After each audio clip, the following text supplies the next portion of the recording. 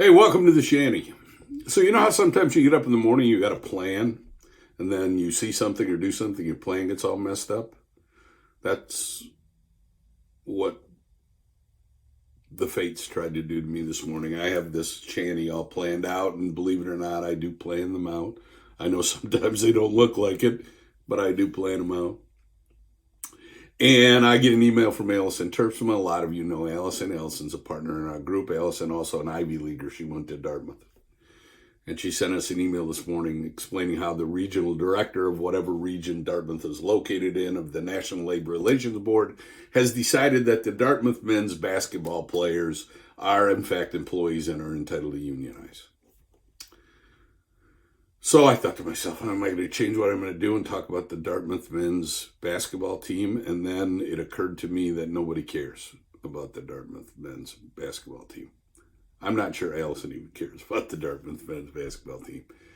And we've got a long way to go before the Dartmouth men's basketball team actually gets to unionize. But it's an interesting holding. We went through it with Northwestern, different board though. So we'll see what happens this time. So I'm going to talk about what I was going to talk about anyway. I'm going to talk about giving feedback, performance feedback, to the newest generation in the workforce. And why am I going to talk about that? Well, I got to thinking about it because I've been doing a lot of work lately with a lot of very, very young attorneys. At least they seem very, very young to me. And that got me thinking about some training we did like 15 years ago now, maybe back in 2008, 2009. When we were talking a lot about managing generational differences. And back then we were talking about 4 generations in the workforce. The World War II generation from 1925 to 45. Baby boomers, which is my generation from 46 to 64. Generation X, yeah, I'm reading this, from 65 to 80. Millennials from 81 to 2000. And then Generation Z from 2001 to 2020, which is the current generation. So obviously, 15 years ago, we were talking about those first 4. Now the World War II generation is largely out of the workforce. I would hope, maybe completely out of the workforce. But you never know. And Generation Z has moved up in there. Well, think about your grandfather, assuming your grandfather's not a baby boomer, which will really, really hurt me. Or your grandmother, and then think about your 20-year-old and tell me if there's a difference. There's a huge difference, right? According to one website I read, the World War II generation is characterized by being very loyal but traditional. Whereas Generation Z, the current generation, is characterized as being very progressive but disloyal. Okay, that's a problem, right? I mean, if we've got a generation, obviously everybody in the generation is not progressive or disloyal or both.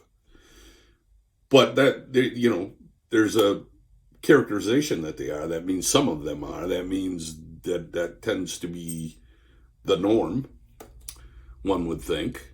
And if the current generation is disloyal, and we're already having trouble keeping people in the workforce or getting new people to come into the workforce, like many of you still are, we have to think about how we keep these people in the workforce. So I want to focus not on managing the workforce. I want to focus on giving feedback, because giving feedback well is really important. Most people that leave, a lot of people that leave leave a job do it because they don't like their manager or their supervisor. And the hardest thing a manager or supervisor has to do is give feedback. So how do you do it effectively? Well, before you can do it effectively, you have to know what the person you're giving the feedback to prefers. So I asked. Let's take a look. Okay, Brandon, it's time for feedback. You're sitting down with a senior lawyer. You just did an assignment for him. In 2 sentences or less, tell me how you want to get that feedback. So for feedback from a senior attorney, I think it's super helpful when it's constructive. It's not just like you did good or you didn't do well, but providing steps on how to improve or what they liked about it specifically, what to do for next time, and just kind of best practice tips is the way to go for me. Yeah, more than anything, I think I would appreciate an honest attempt to try to talk to me constructively about what they actually wanted or didn't want. To me, it's not really it'd be nice if they were nice about it, but ultimately what I'm looking for is to be better as an attorney, and the only way that happens is if the response is constructive. Perfect. I would like to know what I did well and to know what I could have improved in. Approachable and one that assumes best intent. I think the hard thing is when people assume that you just did a poor job or didn't try in something. So you want someone to sit you down with a kind tone that says, hey, this is what you did really well, and here's how you could have improved. Well, there you go. So that was Brandon Hayes and Michael Wu and Abby Cote.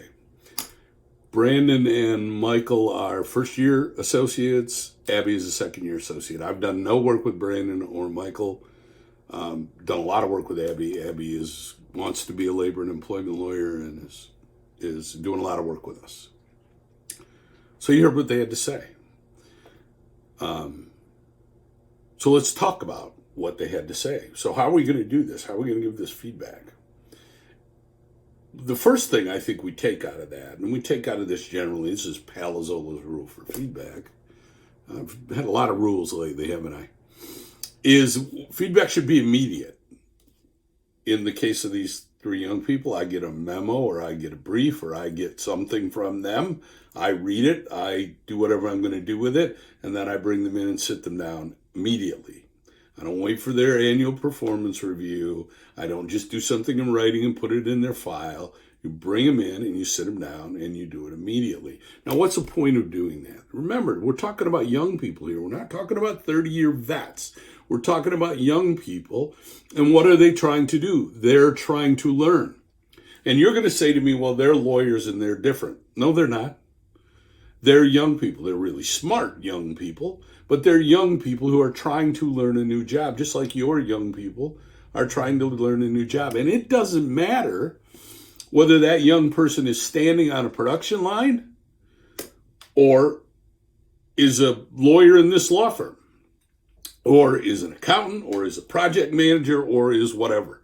They have work to do, projects to do, things they need to get done, and they need feedback on how to do that. So number one, we're immediate. Feedback is immediate. I hate annual performance reviews. I think they're useless and I hate them. And you should certainly not be waiting till the annual performance review to give that feedback. Number two, you know what I thought was interesting about all three of those young people that we just talked to? None of them said, I don't want to hear bad news. As a matter of fact, they all said, I do want to hear bad news. I want to know what I did right, and I know what I did wrong, so that I can improve in the future. I'm trying to be a better lawyer, I think Michael said. I want to learn what I did wrong so I don't do it again, or what I did right so I do it again, Abby said. I want constructive criticism, Brandon said. They don't want you to whitewash this. They don't want you to sugarcoat it. They want to know how they can improve and how they can get better. And then I think the third thing that we need to take from this is you have to approach this the way feedback should be meant, which is as constructive. But Michael said it would be nice if they were nice. And Abby said something I found really interesting, which was approach it like we were trying to do a good job, even if we didn't do a good job. In other words, nobody, exceptions to every rule, nobody takes a new job so they can do a bad job. Everybody wants to do a good job. So what is your job as the giver of feedback? What is your job as the supervisor or the manager? Your job is to give that brand new person who hasn't been doing this job very long, who doesn't know how to do the job, the feedback they need to get better. You can't assume, and I'm as guilty of this as the next guy, that some young person who walks in your doors is going to be perfect at everything they do every time. They're going to make mistakes just like we make mistakes. The difference is our job is to use those as teaching tools. Use the good stuff as teaching tools and use the bad stuff as teaching tools. Now, I'm going to melt this down into one simple word. No, it's not one simple word. I'm starting to sound like my age now. 2 simple words. I'm going to pare this down into 2 simple words for when you're sitting in a room giving feedback to one of these young people that you're trying to mentor. Be nice. Be nice. My grandma's rule for living. Have some manners. Be nice. Like Abby said, assume that the person sitting across the table from you really wants to do a good job. And all they need is for you to show them how. Don't be judgmental. Don't be difficult. Don't be combative. Be nice while you're giving feedback. So that's it. That's pretty simple. And that's your job. And I want you to look at it this way. The way we should be looking at this, in my opinion, is if one of these young people that works with me isn't successful, doesn't make it 5 years from now or 10 years from now, and it happens, it's my fault. Unless I can say to myself, I've done everything I could do to give that young person the tools they need to do their job. It starts with us, right? And if you want to keep them around for a while, learn how to give good feedback. Before I go, one more piece of feedback that I got from Abby. Oh, wait. I did not get the gist of this. Feedback is more clear direction. All right. First, don't put your employees on the spot. Okay, she's got a point. See you guys next time.